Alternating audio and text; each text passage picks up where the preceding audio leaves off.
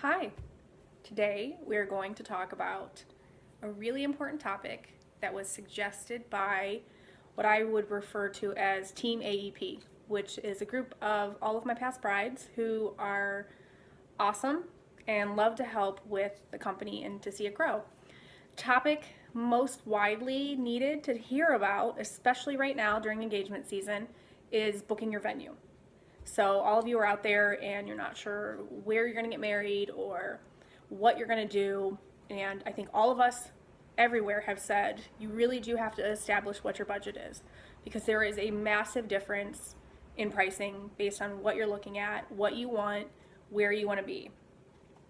So before going into a venue, getting involved with anything, you need to determine what is the size of the group. How much money are you looking at spending? What is your style? What is your design concept? Do you want to bring in your own alcohol? Do you want to choose your own catering company? And do you need to be somewhere in a hotel or near a hotel, or do you have ideas outside of that area? While those are just a couple of ideas you have to consider, there are just thousands of things to look at when looking for a venue. I currently have a list of 270 reception spaces for the area. So options are endless. A lot of it's going to be determined, though, by your guest count. Best size guest count for a reception for really unlimited options is going to be around 150 to 200. At that point, you can fit into a majority of the venues that are out and available.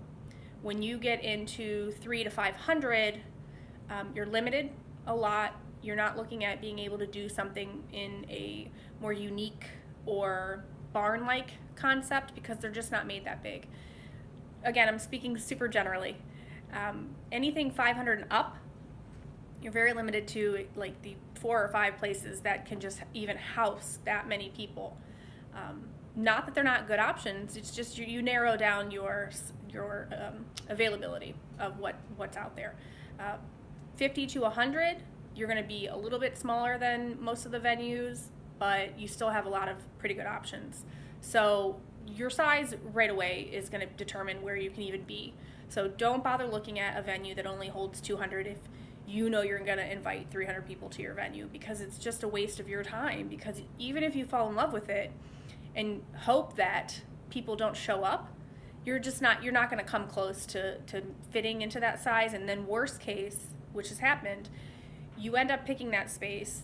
You think that enough people will RSVP no. Everyone RSVPs yes, and you have to figure out how to manage 260 people in a space that maxes out at 220. I won't tell you how to manage that. You'll have to hire a planner. The next thing you need to do is email. So the quickest and easiest way to establish what's available and what price range you're looking at is to just shoot out an email to 10, 15 spaces that you're just considering. You're not going to know the pricing until you contact them, so you want to get some ideas on what that pricing looks like, what you're going to get from the venue, packets of lots and lots of information.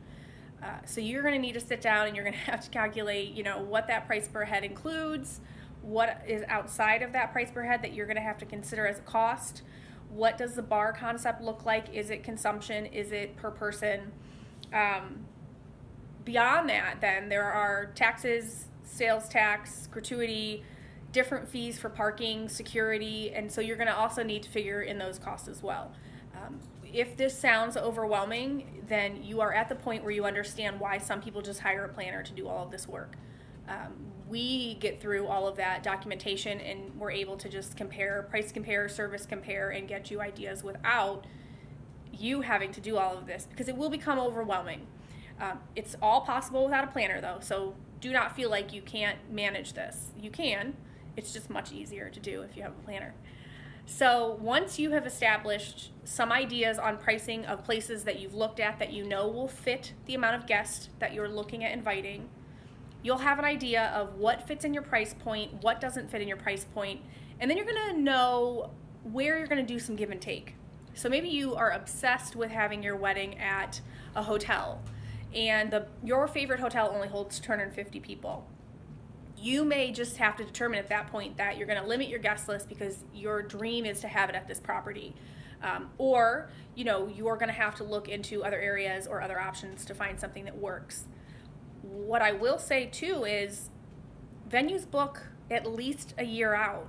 So I know that when you're getting married, you're thinking that planning that far in advance seems silly, but you're going to be very limited as you get into 9 months, 6 months, 3 months out as to what is actually available and how it will best fit within your budget and your concept. My suggestion, coming from a hospitality background and not just as a planner, is don't schedule venue tours until you're sure that you like the venue, you can afford the venue, and that you'll fit in the venue. There's no bigger waste of your time or the venue's time than not looking into anything and just scheduling tours everywhere. I know that a lot of people are really price conscious, and that matters. I don't think people should be ashamed of the fact that they have a budget or that they can only work in a certain amount or with a certain limit to where they're willing to invest in food and beverage. Don't be bothered by that. Know where you fit, make it work, and go venue tour for those, because the worst thing that you could do is go on all these venue tours, fall in love with the property, and then realize it's double your budget, but because you're emotional and you're connected, you decide to max out your budget on food and beverage and then have to try to figure out how to manage floral, cake, dress, bridesmaids, hair, makeup with very limited money. Or even worse yet, you just decide to throw the budget out the door, and then all of a sudden you're spending, an really absurd amount of money outside of where you actually felt comfortable with. And at the end of the day, that means that you regret a lot of what you did because it wasn't what you really wanted. You just became emotionally connected. Another reason, and I'm not purposefully selling planners here, but another reason is having a planner means you have someone that's not emotionally engaged in what's happening, so they're really out to help you make the best decision in the long term. With a lot of my clients, I really try hard to say, while yes, you do love this, is it worth the extra cost? Is it worth cutting back on, what you can provide elsewhere to spend all of your money in this one category? And usually it's not, but when you become emotional and you're in love with things, that's what happens. And that's great. And I think some people want to spend, for their wedding day. This is a big deal and this is it. But a lot of people want to be conscious of what they're spending and really see the value in spending a ton of money on a wedding day. And that's okay, because that's smart and that makes sense. And that's, again, something that a good planner can help you do. My job is not for you to have an over-the-top wedding and spend a ton of money. It's for you to really see the value in the entire day, to get the most out of what you've done so that you feel great about everything that has come together. So we'll recap as I got carried off on my topic of budgeting. Definitely figure out what fits. Email and figure out what fits in the budget. Don't venue tour until you're sure about what you want to do and what you want to book, because you don't want to go in and fall in love with a venue that you can't afford, that doesn't work, that isn't available.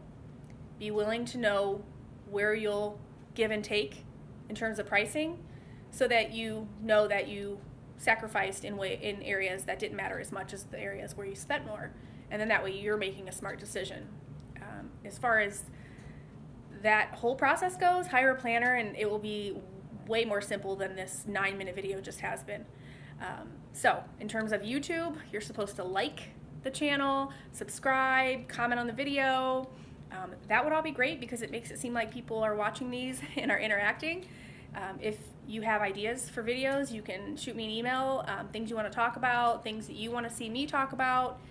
We got, I think, a really open, honest forum here to be able to share my real thoughts without having to think of selling to people. So I think it's a great opportunity for brides to find out really some good information about wedding planning without buying anything. So thanks for watching. Happy planning.